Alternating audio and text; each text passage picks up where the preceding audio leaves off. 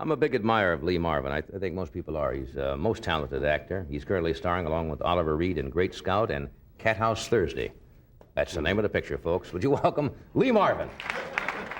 You know, it always happened to me when you follow an animal like Did you ever spend any time in the Midwest traipsing through barnyards? You would know how to accomplish that. You walk on your heels. You go nimbly afoot. That's right. Hey, it's good to see you again. Nice to see you, John. It's been a long time. I know it has. I know you don't do television too often. I know that. In these kind of shows, it's nice to get you out of hibernation occasionally. Right, like the animals. Yeah. You dig animals? Yeah, we just had a couple of those over at our house the other day. Down in Arizona, really. Yeah, that's right.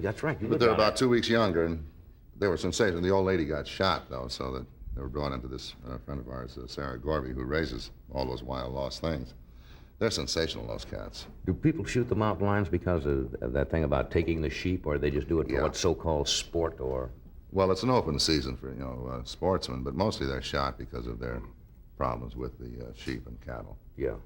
But the guy that shot the old lady was good enough to call the game warden, and then Sarah went out and got these. And there was another cub that was killed by the dogs, but the guy was good enough to call somebody that knew how to handle them, and so they were saved. That's good, because most people take them in, and you should never really take wild animals. No, you shouldn't touch them at all. Just leave them. Or notify the authorities. For a while in England, Harrods department store, one of the great department stores, actually had I'm sure you know, a place where they sold exotic animals, and people thought it was very chic to go in and buy a boa constrictor, a toucan, or you could buy leopard cubs or something, and most people just can't keep them in captivity. They don't. It's amazing. In Africa, for instance, it's against the law to own a wild animal, which I think is a tremendous law. It is, and I think you can have them in parks, but you can't have a house pet out of what you consider a wild animal, which I think saves an awful lot of them. It makes sense, because it really never works out. You originally grew up in New York, or from New York, right? Yeah. And of course, I suppose the only thing you saw as a kid was going out to the Central Park Zoo. As far as animals were concerned. The monkey cage and all the old guys with the overcoats crowding the nannies in to watch the monkeys. And they wouldn't let them go. Here's the old lady stuck with these little kids, and the monkeys are doing these funny things in the cage, and all the old guys are going, they say New York is in trouble. New York. Pervert center, right? Well, where else but New York? You're a New Yorker. I think when people were native New Yorkers, they stand by the city, even though through all of its problems it seems to be having. Well, it didn't look. I was just there, a couple of days ago, and I must say it looked pretty rich to me. I mean, every window, there were diamonds rolling in the gutters, guys sweeping them up. There's a lot of dough back there. Yeah. It's not what we think of the town being broke. Every other car is a limousine, right? But you moved down now in the Southwest? Yeah. Is that just to get away? You don't dig living out here particularly? I know you work when you want to work. You do a picture when you want to. But you enjoy the privacy that much? A lot of people have upped and moved back to a different lifestyle and say, hey, this is what I really want to do. Well, I'm out in the desert in Arizona. There's a lot of, miners and cowboys and mostly pickup trucks and kind of just realistic as opposed to, this kind of living. It does get a little strange out here, doesn't it? Everybody's got one on you or something. The cameras are going off at the wrong time.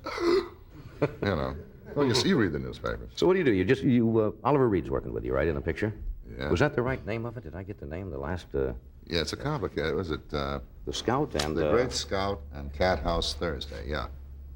That's the name of it. It won't fit on a marquee, but, Is there any way even to explain what that picture is about? No. Even at this time of night, huh? That's right. And I read the script. Obviously a bawdy Wild West. Not so bawdy. It's kind of a romp. 1908, Colorado.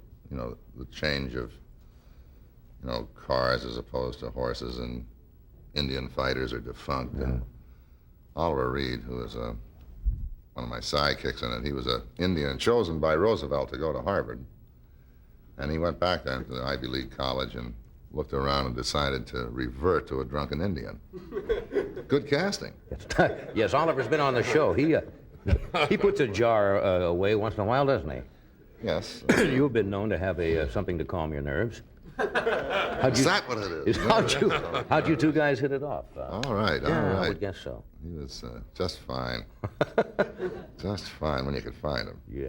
We got a small film clip. I don't know what part of the picture it is, but we can watch the monitors here in the studio. I don't know if you even know what the... If it needs any setup, it probably speaks for itself. Hopefully. Well, let's roll it, and we'll take a look at it. Small preview.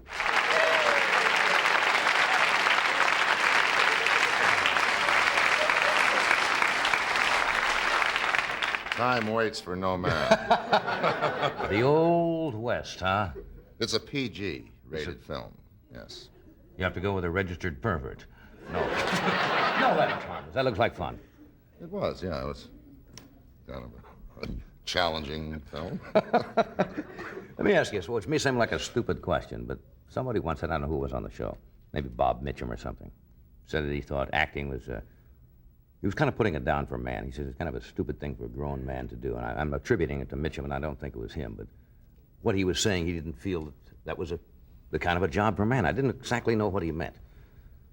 Well, I think it's, in a sense, this kind of acting, I guess you're just having fun, and you're putting on the rags, and, I guess you're bringing entertainment to other people, but, when you look at yourself, you think, what am I doing? A full-grown man up here, wearing a cartridge belt full of blanks, and I always miss my punches, and, you're not going to get the girl because she's married to the guy standing over by the camera, and you're pretending, you're saying, what, 52, here I am saying, me, and there goes the limousine that way. I don't know. Whoever said it was right. Doesn't seem right. I think that's probably what he had in mind. It's kind of a silly occupation, but do you enjoy what you do? Yeah, because you enjoy the cast, I think, and, the crew. And because the crew don't let you get away with anything because they can't get out in front of the camera. And the other actors, are quite competitive a lot of times, and it ends up being a lot of fun just saving your own life. You ever worked in a picture with somebody, and I won't ask you to mention any names, somebody you really did not like, say a leading lady or somebody that has come up with people, and they've got to do a picture, they got to do a love scene, they got to carry it off. I think that's probably better. When you really have a little hostility going? Yeah, because it comes across as love or, something. Well, that's a very close line. It's a close line. Otherwise, you have to kind of invent it. If you like the person, then you start considering it too much. Whereas if you don't really care about them, you just do it, and invariably ends up better. Yeah, it's kind of like a Virginia Woolf situation. Yeah. It's a close thing there. Well, what would you like to do, or if you finish making motion picture, you finally get tired of it, stay in Arizona and just go? You're a fisherman. Yeah, I'd like to do that. But I'm an angler. I'm not a fisherman. I'm a sports fisherman. Right. Yeah, I'd like to do that, but I'm sure that eventually the fish would get me. So. Well, I'll ask you something about you. You got the beautiful white hair now, but you're not very old. And you didn't, did they ever say to you, Lee, why don't you do the hair, Well, that's what happens in Hollywood. You know that. A lot of people touch up their hair. There's nothing wrong with it. Yeah. If you're going to play a role, or you want to look I don't think it works with me. I think, that it doesn't change the nose, There he is with dark hair, He's trying to get back to childhood or something, because I think it'll project that you're fooling. I saw some actor doing a commercial the other night. I'll mention no names, and he's been around for some time, and he was doing a commercial, and the hair was so black that it looked all out of, it did not look real. The face didn't go with what was up on top. Well, remember in the early days when you were kicking around, too, Yeah. You'd see these guys come in the morning, they had a thing of Shinola shoe polish, and they would literally do this to their hair. And the only thing you'd see is this shiny scalp coming through. And they'd gleam from the top. And, and then through the show, they start to perspire, and these black stuff would start running down. What was the picture that Vic Mature made where he played, and it was a put-on? He was playing the aging movie star. I don't know the name of it. And it was really a camp. And he went in, the girl would knock at the door, and he'd quick run. And he'd put this stuff in, and they would start to neck, and he would get heated, and the stuff started running down onto her face.